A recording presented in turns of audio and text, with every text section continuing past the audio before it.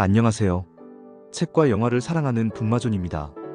오늘 리뷰할 책은 미스터리 스릴러 만화로 총 2권으로 완결되는 생존입니다. 공소시효를 앞둔 딸의 실종 사건에 관한 미스터리를 파헤치려는 시한부 인생 아버지의 투혼을 담고 있습니다. 공사장에서 땅을 파던 포크레인 기사가 흙더미 사이에서 솟아난 인간의 뼈를 발견하고 신고합니다. 경찰의 조사 결과 그녀는 14년 전 실종된 채 행방을 알 수 없었던 타케다의 딸 사와코로 밝혀집니다. 사와코의 아버지 타케다의 내심은 말로 형언할 수 없을 정도로 고통스럽습니다.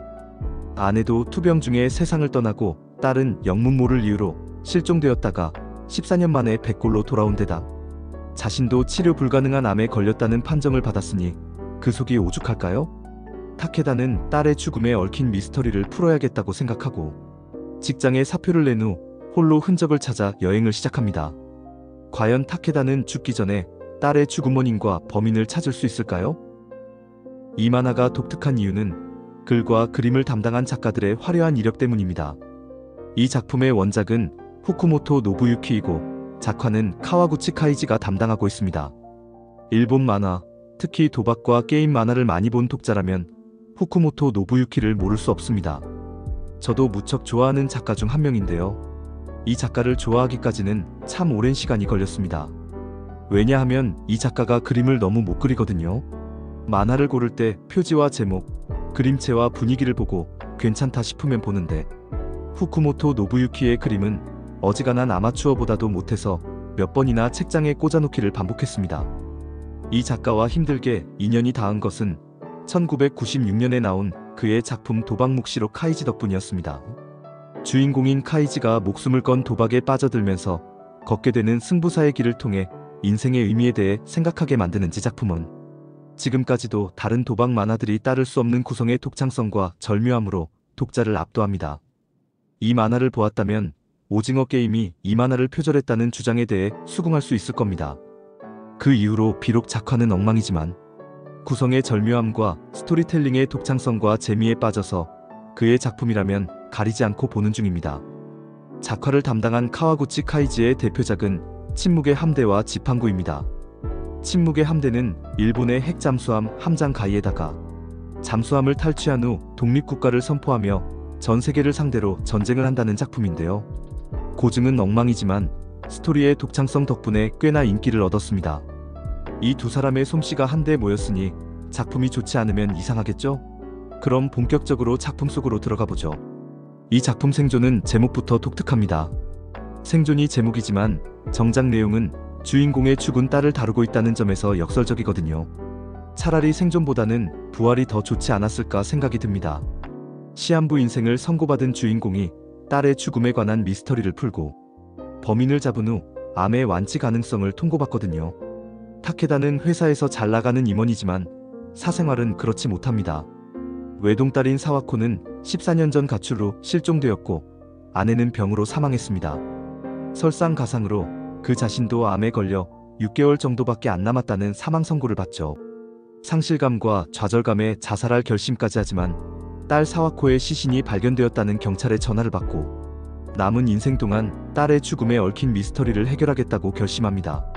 사건 담당 형사로부터 살인 공소시효가 6개월 정도 남았다는 이야기를 들은 타케다는 자신의 시한부 인생과 비슷하다는 사실에 하늘이 내린 기회라고 생각합니다.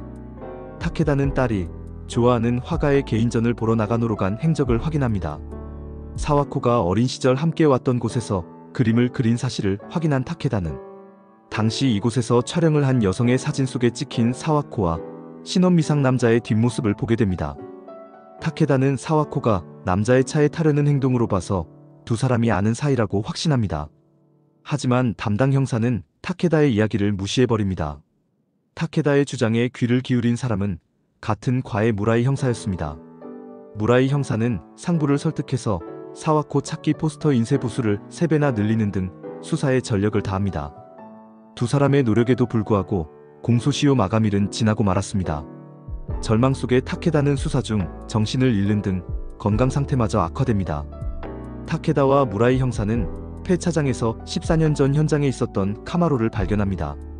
타케다는 카마로 트렁크 속에서 사와코가 남긴 사토와 의문의 숫자들, 상처가 난 팔뚝구림을 발견하고 차주인 사토를 찾아갑니다. 사토는 범행 당일 해외 체류 중이었다는 알리바이가 있었습니다. 사토는 한 친구에게 며칠 동안 차를 빌려주었다고 말해줍니다. 타케다는 그 인물이 자신과 한 부서에서 함께 일한 나카무라 사토시라는 걸 알게 됩니다. 사토시의 해외여행 일자를 확인한 결과 공소시효가 오늘 새벽 0시로 늘어났다는 걸 알게 된 타케다는 무라이에게 체포를 서두르자고 주장하지만 무라이는 물증이 없으면 체포영장이 기각될 수 있으니 트렁크에 그려진 대로 사토시의 팔뚝에 세 줄기의 상처 흔적이 있는지 확인하자고 합니다. 타케다는 사토시의 집에 쳐들어가 강제로 그의 팔뚝에 난 상처를 확인하지만 흔적은 하나뿐입니다. 그제서야 사토시는 타케다가 자신이 죽인 사와코의 아버지임을 알아차립니다. 타케다의 짐작처럼 사토시가 진범이었던 겁니다. 경찰이 직접 오지 않았다는 사실로 물증이 없다고 확신한 사토시는 끝까지 범행을 부인합니다. 잠시 화장실에 들어간 타케다는 화장실 간이 달력에 공소시효를 카운트한 흔적을 발견하고 사토시가 범인임을 확신합니다. 타케다는 주방에 있던 칼로 사토시를 죽이려 하지만 사와코의 유령이 자신을 말리는 듯한 환상을 보고 포기합니다.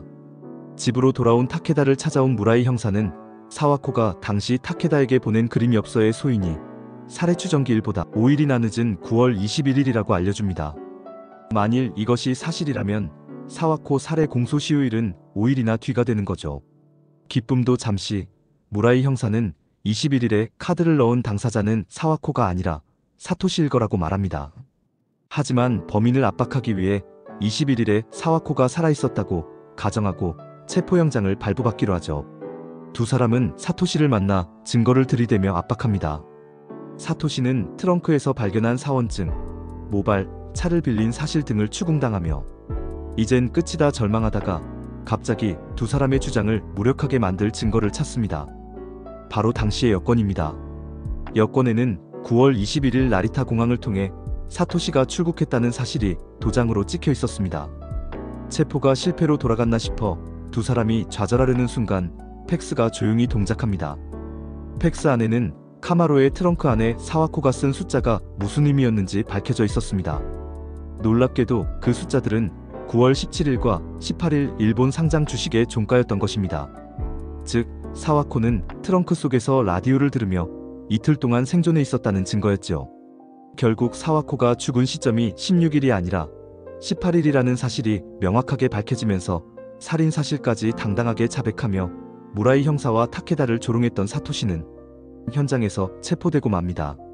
죽은 사와코가 살아있는 사토시를 잡은 셈이었지요. 요새 인기가 있다는 이유로 만화를 100권 넘게 연재하는 경우가 심심찮게 있지만 저는 별로 좋아하지 않습니다. 중요한 건 권수가 아니라 독자들이 스토리에 몰입할 수 있게 해주는 구성과 이야기니까요. 별다른 임팩트도 없는데 스토리를 질질 끈다면 작가의 돈벌이 욕심 때문이라는 비난을 피할 수 없을 겁니다. 개인적으로는 아무리 인기 있는 만화라도 최대 50권 이내에서 연재를 마쳐야 한다고 봅니다. 생존은 단 2권으로 종결하지만 그 짧은 이야기 속에 좋은 만화가 가져야 할 모든 요소를 다 가지고 있습니다. 이야기는 군더더기 없이 속도감 있게 전개되고 딸을 위한 아버지의 절실한 조사와 같은 시행착오를 되풀이하지 않으려는 무라이 형사의 끈질긴 수사, 반전에 반전을 거듭하는 결말 등이 책을 놓지 못하도록 하는 흡입력을 유발합니다. 다시 한번 후쿠모토 노부유키의 뛰어난 연출력에 감탄했습니다. 사토시가 체포되고 기적적으로 암이 더 진행되지 않았다는 이야기를 들은 타케다가 여행을 떠나는데 무라이 형사가 건네는 말이 인상적입니다. 일총광음 불가경. 이 말은 남송시대 대유학자인 주위의 주문공문집 권학문에 나오는 구절로 원래 문장은 이 앞에 소년 일호학난성이라 하여 소년은 늙기 쉬우나 학문은 성취하기 어려우니 아주 짧은 시간도 가볍게 여기지 말라 뜻이 담겨 있습니다.